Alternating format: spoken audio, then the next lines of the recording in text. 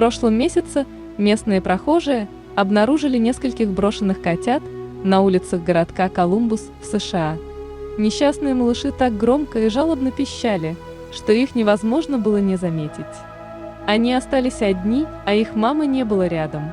Неизвестно, что с ней стало, и сколько времени малыши находятся одни. Но оставлять таких маленьких котят было опасно. Малыши выглядели напуганными и голодными. Они сидели в высокой траве, прижавшись друг к другу, и пытались согреться.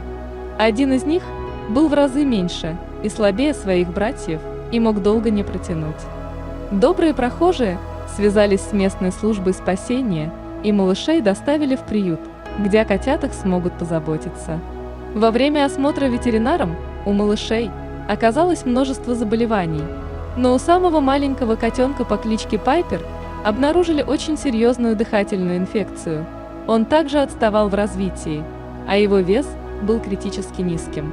Малыш был очень слабым и почти не двигался. Он в основном спал и практически ничего не ел. Силы его покидали с каждым днем. Сотрудники незамедлительно начали лечение малыша, в надежде спасти маленькую жизнь. Но прогноз был неутешительным. Его пришлось поместить в специальный инкубатор, чтобы поддерживать температуру тела. Каждый день Пайпер ставили уколы с антибиотиками и капельницы строго по часам. Он находился под постоянным наблюдением и уходом. Спустя 2 недели остальные котята поправились, но Пайпер все еще оставался слабым и хрупким малышом. Однако он до последнего не сдавался и держался как маленький воин. Пайпер стойко переносил все процедуры, и постепенно его состояние стало улучшаться. Он начал лучше кушать и быстрее набирать вес, а его энергия понемногу увеличивалась. Пайпер оказался очаровательным котенком. Он обожает просить ласки у своей опекунши и лежать вверх животиком, когда его гладят.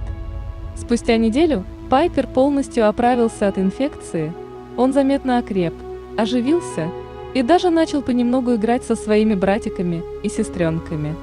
Он все еще отставал в развитии, но был полон сил продолжать бороться за жизнь. С каждым днем этот мальчик становился сильнее, активнее и любопытнее. Опекунша не нарадуется его достижениям, ведь ее бессонные ночи и бескорыстная забота начали приносить свои плоды. Сейчас этот малютка превратился в красивого котенка, который день за днем радует опекуншу и всех вокруг своим игривым нравом. Когда Пайпер достаточно подрастет, для него найдут постоянную семью. А пока он наслаждается жизнью рядом с братьями, в окружении любви и заботы, и растет чудесным котенком.